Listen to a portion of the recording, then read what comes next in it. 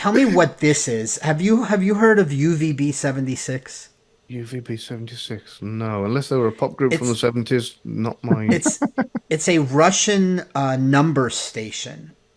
This is what it sounds like. Right, it's still live. It's been running, I think, since the '60s or the Oh, wow. '50s, maybe even the '40s, since World War II, and it's a number station, and it's still running right now. And here's what it's Mhm. doing right now.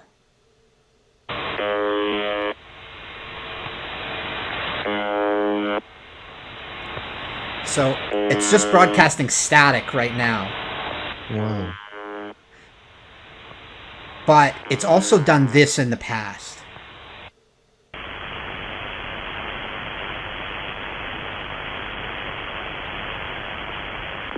Николай, Женя, Татьяна, Иван.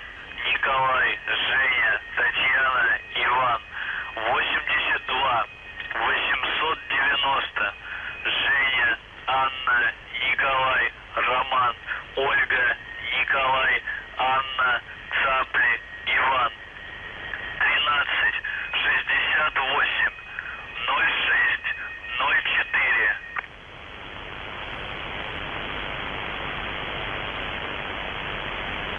That's it. It just repeats that over and over again.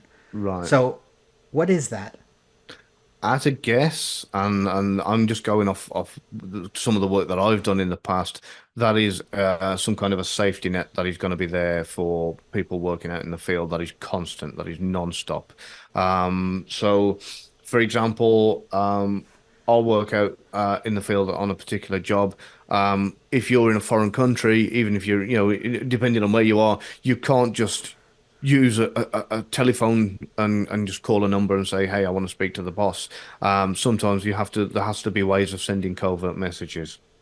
So, to do that, there might be systems like websites that are in place, and these are completely innocent looking websites. That it could be a dating site, it could be a pottery making site, whatever. And you just go on it and you make an inquiry. You just hit the inquiry form and you make an inquiry, and then you can use veiled speech to kind of give a sit rep. Now, on the other hand, there might be something that I might need information from them. So I will go on to say a weather site, and it'll say Monday and Tuesday is going to be fine, but Wednesday is going to be really, really bad.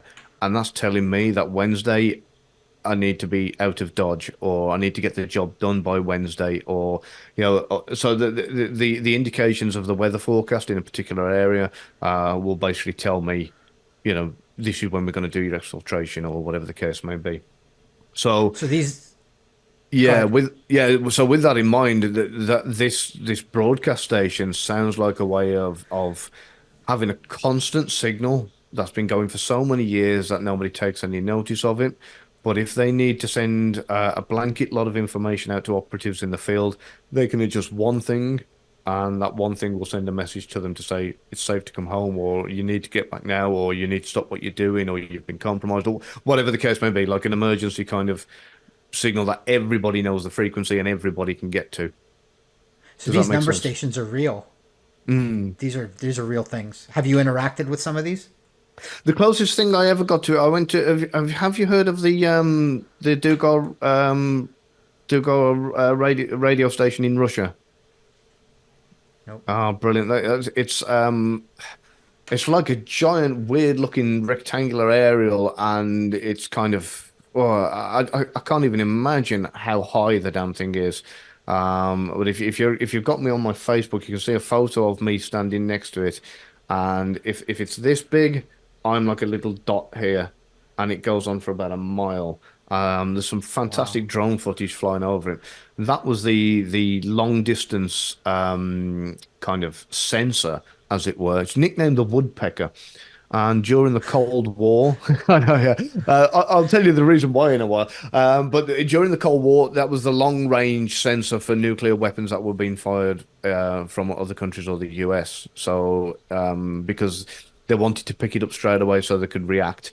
There's a short range, and the short range would only allow them 30 minutes to respond. And within that 30 minutes, they wouldn't have enough time. So there's basically a guy in a station that has to press a big red button if that picks up any nuclear weapons being launched. and it interfered with all the local TV and radios. If the wind blew through it, all the local TV and radio stations would get this going on, and that was why it was called the Woodpecker, because it sounded like a woodpecker. So, Awesome.